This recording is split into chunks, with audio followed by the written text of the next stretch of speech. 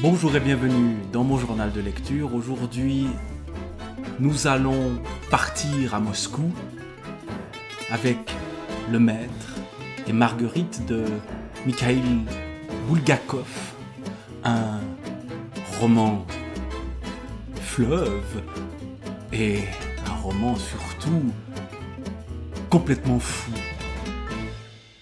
Et ça fait plaisir d'avoir dans de la littérature russe cette folie-là, cette liberté-là.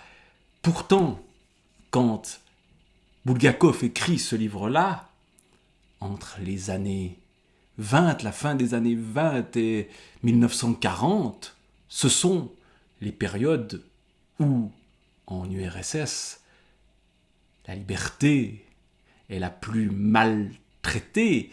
C'est d'ailleurs un livre qui ne va pas paraître du vivant de Bulgakov, mais bien des années plus tard et expurger des passages les plus provocateurs, les plus critiques, même si c'est toujours une critique subtile par rapport au régime en place, eh bien, tout ça apparaîtra beaucoup plus tard grâce à l'épouse de Mikhail Bulgakov qui va conserver son chef-d'œuvre, Le Maître et Marguerite, qui ici a été traduit par Andrei Markovitch et Françoise Morvan.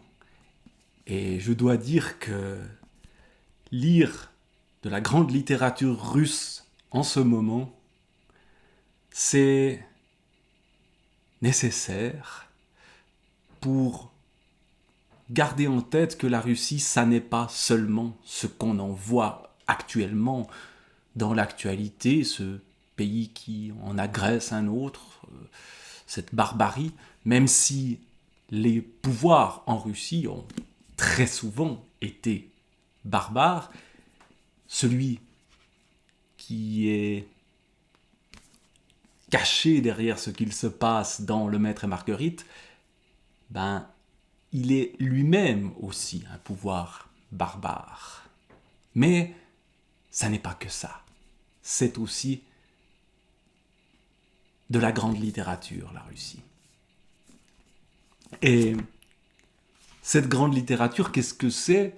Ici, on est très loin du réalisme soviétique. Bien au contraire, on est dans du fantastique. On est dans un roman qui met en scène des personnages maléfiques, le diable, Satan, avec des pouvoirs tout à fait exceptionnels, avec lui des personnages qui sont ses acolytes, ses sbires. Il y a Behemoth, le chat noir, un chat noir immense, puis d'autres personnages qui viennent semer le bordel dans la ville de Moscou, et toujours avec beaucoup d'humour. Ça n'est pas un roman sombre que Le Maître et Marguerite, bien au contraire, même si c'est le diable qui en est le personnage principal, ce diable fait du bien dans la société figée et ennuyeuse, mais derrière glaçante, de l'URSS de Staline. En libérant tout d'un coup les gens. Il y a un de ces personnages, notamment, qui est chef de chœur. Et voici un passage où tout d'un coup, les gens se mettent à chanter sans savoir pourquoi.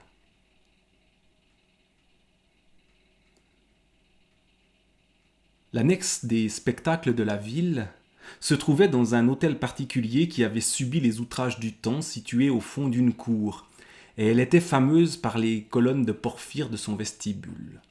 Or ce jour-là, ce n'étaient pas les colonnes qui frappaient de stupeur les visiteurs de l'annexe, mais ce qui se passait à leurs pieds. Quelques visiteurs se tenaient là, éberlués, et regardaient pleurer une demoiselle assise à une petite table sur laquelle se trouvaient des publications spécialisées concernant le spectacle que cette demoiselle proposait à la vente. Au moment présent, cette demoiselle ne proposait aucune de ses publications à quiconque et se bornait à répondre par des gestes saccadés aux questions compatissantes qui lui étaient posées. Alors qu'en même temps, en haut, en bas, sur les côtés, dans toutes les sections de la filiale, le téléphone n'arrêtait pas de sonner.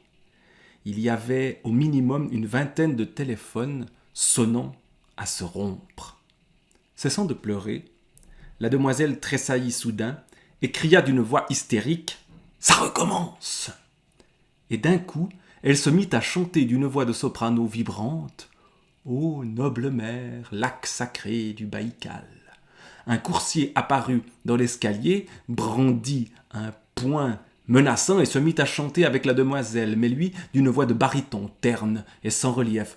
Noble navire chargé de sa pêche. À la voix du coursier se joignirent des voix lointaines. Le chœur s'enfla et la chanson finit par retentir de tous les coins de l'annexe. Dans la pièce numéro 6, la plus proche, qui abritait la section de la vérification des comptes, on remarquait particulièrement une voix de basse puissante et légèrement râpeuse. Le chœur était accompagné par la stridence toujours plus croissante des appareils téléphoniques.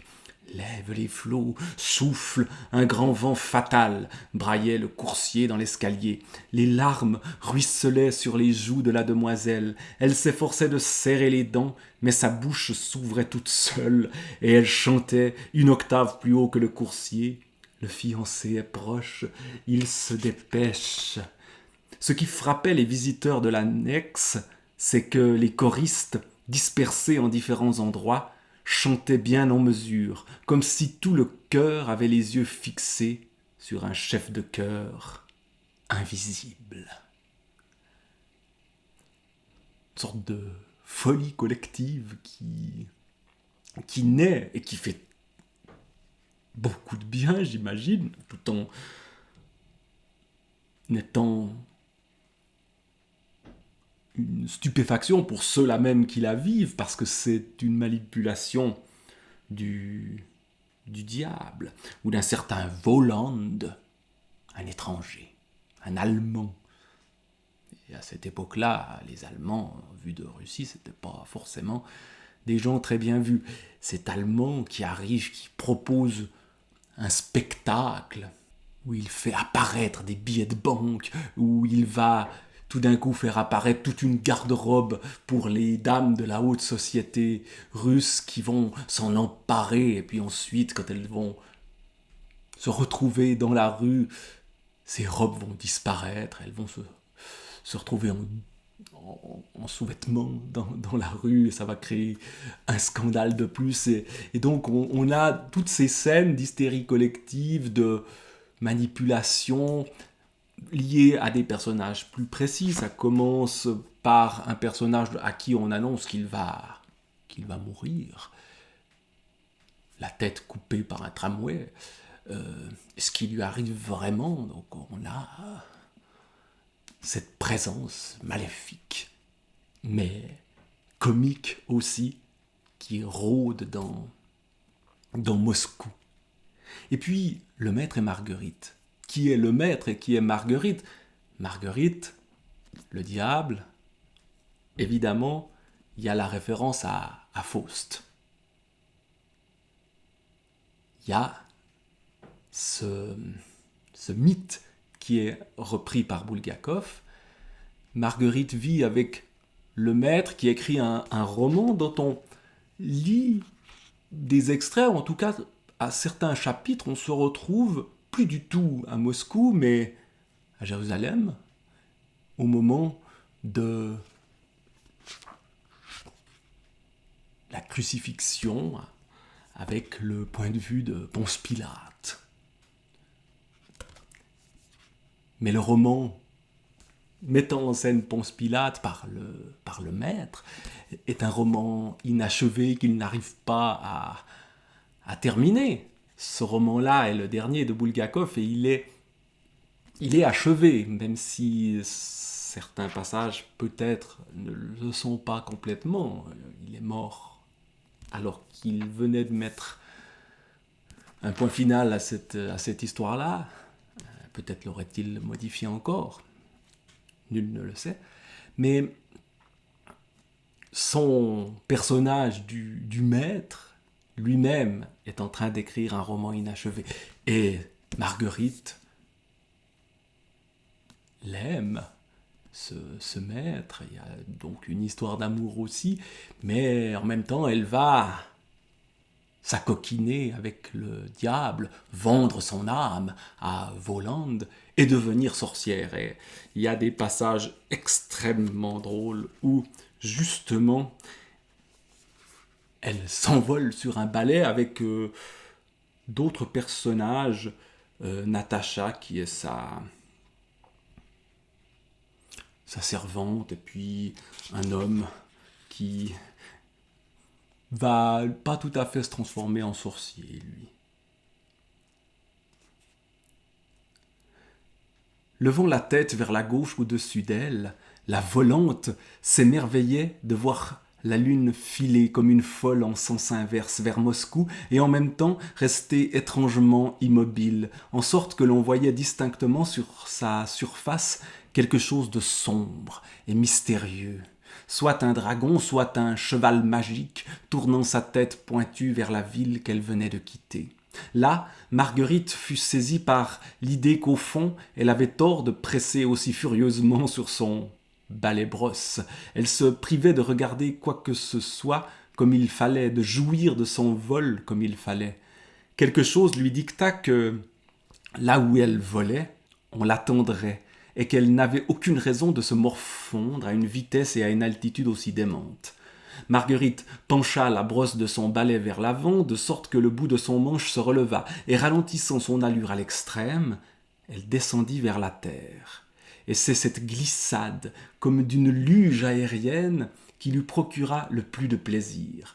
La terre s'avança à sa rencontre, et au lieu de cette masse noire et informe qu'elle avait été, elle lui offrit les mystères et les charmes de ces nuits de lune.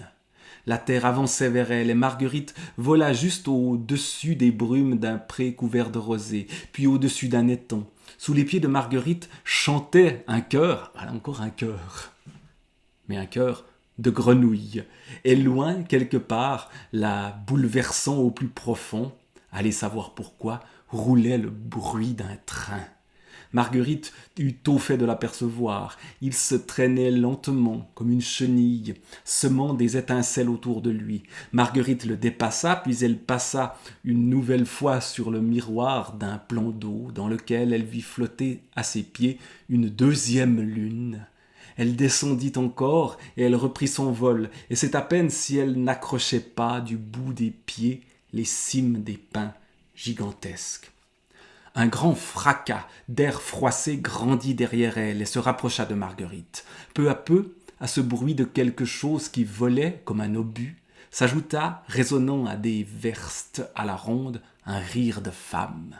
Marguerite se retourna et vit qu'elle était rattrapée par une espèce d'objet sombre et complexe. Arrivée à la hauteur de Marguerite, l'objet devint plus distinct et elle vit que c'était quelqu'un qui volait, chevauchant quelque chose. Bientôt ce fut tout à fait clair. Ralentissant, Marguerite s'était fait rattraper par Natacha. Totalement nue, les cheveux voletants et flottant dans les airs, elle volait à califourchon sur un porc gras qui tenait une serviette serrée entre ses sabots de devant, alors que ceux de derrière battaient l'air d'une façon frénétique. Son pince-nez qui étincelait de loin en loin à la lumière de la lune, puis s'éteignait, tombé de son nez, volait à côté de ce porc, retenu par un cordon, et son chapeau n'arrêtait pas de lui retomber sur les yeux. L'examinant de plus près, Marguerite reconnut dans le porc Nikolai Ivanovitch et éclata d'un rire sonore qui résonna au-dessus de la forêt, se mêlant au rire de Natacha. Voilà, les sorcières, c'est digne de Harry Potter, mais en beaucoup plus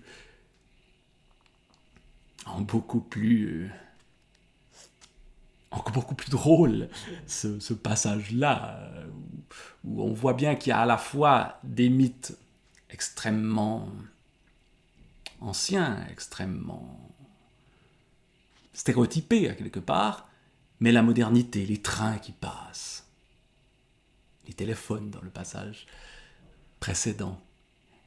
Cette modernité cette distance aussi par rapport à ces scènes fantastiques, mais auxquelles finalement le personnage de Marguerite elle va assister à un grand bal chez Satan aussi. Elle y assiste sans être spécialement effrayée, sans être spécialement surprise. Elle prend du plaisir à voler sur son balai. Et au fond, il n'y a aucune tragédie dans cette histoire-là. Au contraire, Voland et ses acolytes sont des gens sympathiques. Mais dans la société de l'URSS staliniste, ces gens-là sont intolérables. Ils vont aller le chat Behemoth, un chat noir, un immense chat noir, va se rendre dans un supermarché où les règles étaient extrêmement précises. Je lis une note d'Andrei Markovitch. L'organisation des magasins en URSS exigeait que l'on repère d'abord la marchandise que l'on voulait acheter, puis que l'on aille la chercher muni du ticket et du talon délivré contre paiement, et qu'enfin on revienne devant le rayon voulu pour la retirer. Cette procédure dans les magasins courants demandait généralement un temps considérable, puisqu'il fallait faire la queue au moins 2 fois. La vendeuse exige donc de Koroviev, un des acolytes du diable, je crois que c'est lui le maître, le chef de chœur dans le passage précédent, le talon qu'il est censé détenir pour avoir le droit de toucher aux mandarines. Bon, on a toute l'organisation absurde de l'URSS qui est présente dans ces magasins où on fait la queue 2 fois. Mais quand Behemoth et Koroviev arrivent dans ce genre d'endroit, ben non, ils ne respectent pas ces règles-là. Behemoth, après avoir gobé une 3e mandarine, et l'en avait déjà piqué 2 auparavant, fourra sa patte dans une construction alambiquée faite de tablettes de chocolat et retira celle du dessous, ce qui bien sûr fit s'effondrer toute la pyramide, puis il goba la tablette avec son papier doré. Les vendeurs du rayon poisson restèrent figés à leur comptoir, le couteau à la main. L'étranger violet se tourna vers les voleurs, et là on découvrit que Behemoth s'était trompé. Ce n'était pas qu'il manquait quelque chose à la figure du violet, c'était plutôt qu'il avait de l'excédent, des joues pendantes et des yeux exagérés. Devenue toute jaune, la vendeuse poussa un cri d'angoisse qui résonna dans tout le magasin. « Palocic, Palocic !» Pavel Yosifovitch, c'est le gérant du magasin, je crois qu'elle appelle au secours en diminuant son nom tellement elle est pressée. Les clients du rayon tissu accoururent à ce cri, tandis que Behemoth, s'éloignant des tentations confiseries, plongea la patte dans un tonnelet portant l'inscription hareng de Kertch, premier choix. En sortit une paire de harengs et les ayant avalés, recracha les queues. Palocic cria à nouveau la voix désespérée au rayon confiserie, tandis qu'un vendeur à barbiche Napoléon III hurlait depuis le rayon poisson. « Mais tu fais quoi, là, espèce de salopard ?» Pavel Yosifovitch accourait déjà sur les lieux de l'action. C'était un homme très digne, vêtu d'une blouse blanche impeccable, comme un chirurgien, avec un crayon qui dépassait de sa poche. Pavel Yosifovitch était visiblement un homme d'expérience. Apercevant dans la bouche de Behemoth une 3e queue de hareng, il évalua tout de suite la situation, comprit tout à la seconde et sans entrer dans la moindre discussion avec les voyous, il fit un geste destiné au lointain et ordonna « Siffle !» Le portier se rua hors des portes-miroirs jusqu'à l'angle du marché Smolensky, soufflant dans son sifflet avec une force épouvantable. Le public commençait à entourer les malandrins et c'est là qu'intervint Koroviev. « Citoyens !» s'écria-t-il d'une voix vibrante et haut perché. « C'est quoi ça, hein ? Permettez-moi de vous le demander. » Un homme démuni. Koroviev aggrava le tremblement de sa voix et désigna Behemoth, qui prit immédiatement une mine larmoyante. Un homme démuni qui passe ses journées à réparer des réchauds primus. Il a faim. Où voulez-vous qu'il en trouve des devises ? Pavel Yosifovitch, habituellement calme et modéré, réagit à ces mots d'une voix dure. « Arrête ta comédie !» Et il refit son geste avec une impatience accrue. Les trilles du côté des portes retentirent avec plus de gaieté. Mais Koroviev, que l'intervention de Pavel Yosifovitch n'avait nullement troublé, continuait. « Où ? Je vous pose la question. Il est mort de faim et de soif, il a chaud. Bon, il a pris le malheureux pour goûter une mandarine. Mais elle fait 3 kopecks. En tout et pour tout, la mandarine. Et eux, tout de suite, ils sifflent comme des rossignols dans les bois au printemps. Ils dérangent la milice, ils l'arrachent à ses occupations. Et là, il a le droit, hein.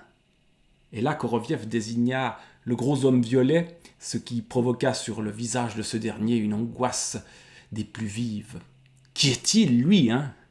D'où est-ce qu'il vient? Pourquoi? On s'ennuyait sans lui ou quoi? Ou alors, on l'aurait inventé? Ben voyons.